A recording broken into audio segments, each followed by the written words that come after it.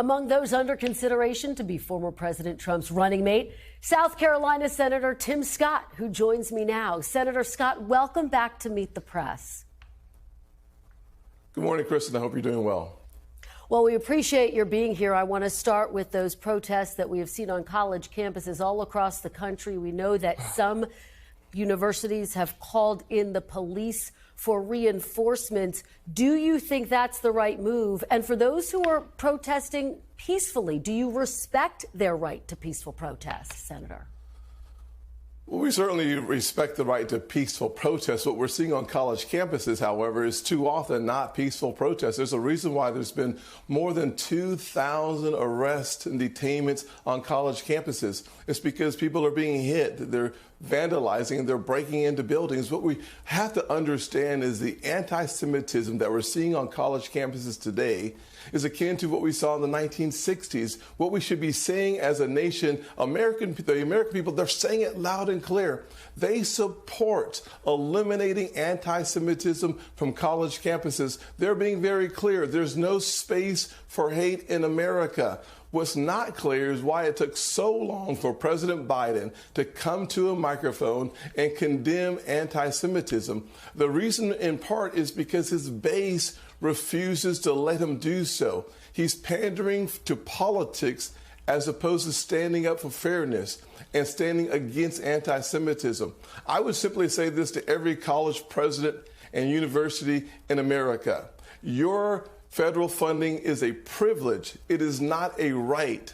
A right is for every Jewish kid on campus to walk to class safely. What is a right is for every Jewish kid to study in a library peacefully. We need to make sure that every student feels that kind of security on every campus in America. And I thank God, Kristen, for Ben Sasse and what he's done at the University of Florida. He said it very simply. We are not going to coddle 20-year-old toddlers. We are going to enforce the laws of this campus, and he's done a brilliant job of doing so. And of course, Senator, we did hear from President Biden this week, who condemned anti-Semitism. He's going to be delivering a speech on anti-Semitism on Tuesday. You have spoken out about the fact that there's anti-Semitism in your own party as well, all the way back to what we saw after Charlottesville and after Donald Trump's dinner with a Holocaust denier. But I do want to move to the fact that you were with former President Trump this weekend. Well, Kristen, let me just say this, though, Kristen. One of the things that we should make sure that we do is continue to focus on the issues that we are seeing faced by those students today. This is bigger than politics. This is the kind of scourge on our nation. The thing that scars the soul of a country is when we don't stand up for the vulnerable. We should make sure we do that today, tomorrow, and every day going forward. All right, well, let me ask you about what happened over the weekend. Of course, you were there for what is being described as an audition to be a potential VP pick with former President Donald Trump. So let me just ask you, did you discuss with the former president the possibility of being his running mate, Senator? No, man. What we talked about this weekend was how bad the economy is for single parents like the one that raised me. We had a lot of conversations around the room about the importance of eliminating Bidenomics, about the importance of getting inflation back down to 2%. We were just better off under President Trump. Inflation, Kristen, was at 2%, and we had the lowest unemployment rates for African Americans, for Hispanics, for Asians, a 70-year low for women. We had the highest funding for historically black colleges and universities in the history of the country under President Trump. So we were excited to have a conversation. We had no conversations about the VP pick, to be honest with you, to be clear, but we had a lot of conversations about the failures of Joe Biden and the success of Donald Trump. A couple of points on the economy. Of course, the inflation rate has come down significantly from its high in 2022. In terms of black unemployment, it was actually at its lowest rate last year, 4.7% in April of 2023 as compared to 5.3% under 2019 with Donald Trump. But just to be very clear, it didn't come up at all? Do you think you're on the short list? No, ma'am, it did not come up. African American unemployment rate is 6.4 today. But what about being VP? What about being President Trump's VP? Did it come up at all? Do you think you're on his short list? I hope that the president will choose a person who helps the country unite and heal. I certainly expect to have a decision from President Trump in the next 60 days or so, but he did not bring it up. I certainly didn't bring it up. I'm excited that in this nation, a poor kid from South Carolina could rise to the level of being a United States Senator. It just tells me that all things are possible for kids growing up in poverty today. Listen to this show and know that all things are possible for your future. All right, well, let's talk about some of the headlines this week. In an interview, Mr. Trump this week again would not commit to accepting the election results of 2024 if he loses. He still hasn't conceded the last election. You, of course, did vote to certify the 2020 election results, and you've said, quote, it was not stolen. Why would you join a ticket with someone who believes the exact opposite on this critical point? Well, I think we have to listen to what President Trump said and not what the reporters said that he actually said. Here's one of the things that he's been very clear in even talking about the situation in Wisconsin. What he said was he expects there to be an honest election. He expects the results to be clear and for him to be successful. I expect him to be successful as well. There's no doubt that when you look at the polls across our country, the one thing that is crystal clear that the American people now having a contrast between 4 years of Joe Biden versus 4 years of Donald Trump, they're really excited to get back to the Trump years. And so I expect the election to be fair, and I expect Donald Trump to be our next president. In terms of what he said, he specifically said, if it's not fair, as you're saying, you have to fight for the right of the country. And just this week, he said that he won Wisconsin. Falsely, Senator. So again, to the point, you voted to certify the election results of 2020. It's the exact opposite of what you said and did after 2020. Why would you want to be on a ticket with someone where there's such a fundamental difference? There is clear facts here. President Trump himself said he expects this election to be fair, he expects it to be honest, and he expects to win. That's what the presidential candidate should expect, and I expect the exact same thing. And frankly, the American people agree with him. This is an issue that is not an issue, so I'm not going to make it an issue. Well, Senator, will you commit to accepting the election results of 2024? Bottom line.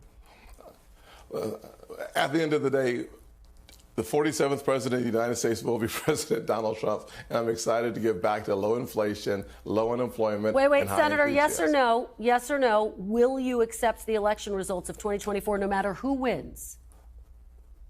That is my statement. But is it just yes or no? Will you accept the election results of 2024? I look forward to President Trump being the 47th president. Kristen, you could ask him multiple times. Senator, just a yes or no answer. So the American people will make the decision. But I don't hear you committing for President Trump. That's clear. I don't hear you committing to the election results. Here's the challenge. Will you commit to accepting the election results? This is why so many Americans believe that NBC is an extension of the Democrat Party. At the end of the day, I've said what I've said, and I know that the American people, their voices will be heard, and I believe that President Trump will be our next president. It's that simple. But, Senator, as you know, the hallmark of our democracy is that both candidates agree to a peaceful transfer of power. So I'm asking you, as a potential VP nominee, will you accept to commit to the election results in this election cycle, no matter who wins? Just simply yes or no. I expect President Trump to win the next election. Listen, I'm not going to answer your hypothetical question when, in fact, I believe the American people are speaking today on the results of the election. And if it continues for the next 6 months, we find ourselves in a great position where we get back to another century of American prosperity. Yeah. I'm looking forward to that. All right. Let me ask you about the issue of abortion. As a candidate for president, you said very clearly that you supported a 15-week federal ban. You said it was necessary. This week, Donald Trump is saying, quote, he's not signing a national abortion ban and that the issue should be left up to the states. Is Donald Trump wrong to leave that issue up to the states, Senator? Well, there's no doubt that the Dobbs decision sent it back to the states. So the Supreme Court has ruled. The leading candidate, our Republican nominee, has made it very clear that this is a state's issue.